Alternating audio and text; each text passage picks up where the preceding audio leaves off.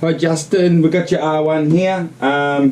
It's all ready to go. It's about to come off the dyno. I thought I'd just run you through a little bit on what we found and what we did. I know you spoke to Saucy yesterday, but the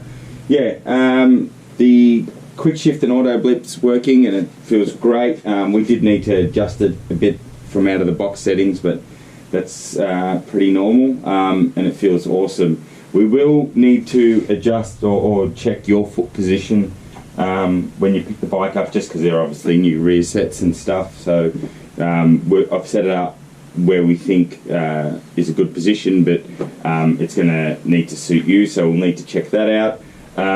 We also, once we got that all set up, we did a bit of a tune evaluation. It has been tuned before. We could see that in the map, and it did have a Woolwich map in it. And it wasn't too bad, but it was quite lean, particularly in the partial and mid-throttle. At 100% throttle is probably a bit rich.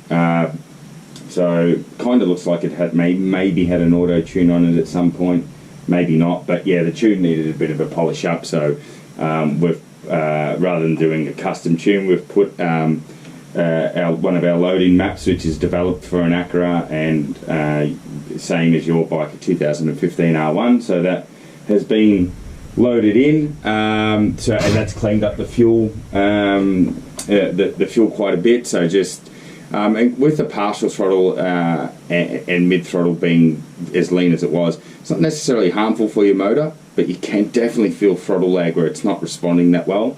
And that means sometimes you go to grab more throttle, and then when it comes in, it's quite abrupt. The other thing that our loading map has, it has different power modes. So your bike, while it had a tune, it had the completely standard power mode. So power mode 1, 2, 3, and 4. And again, they have quite a bit of throttle lag, and then the power comes on aggressively. We've made it more like a one-to-one cable, like a bike that would have a cable throttle, and that's just so that the bike responds to exactly what you asked for. In this, power mode 1 is your sort of one-to-one, the full bike's power. Power mode 2 is still the full power, but just the initial throttle is a bit slower. But still will feel a lot more connected than it did before. And then power mode 3 is restricted a bit, not too much, but that's probably a good power mode 3 that you have in it now is probably a really good power mode to use to get used to the bike. It still has a lot of power when it's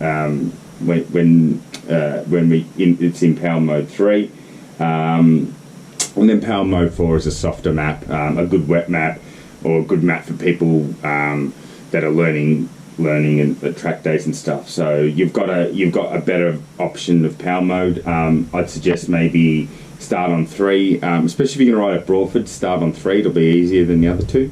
And even some of our fast guys in the race team with R1s, they don't use all the power in power mode 1 and 2 anyway. So you can use power mode 3 and still be really, really fast around that track. So, but have a play with the different power modes. Like I said, the quick shifter and auto blip's working amazing. So it's set up really well. The fueling's a lot better. And it's good to go.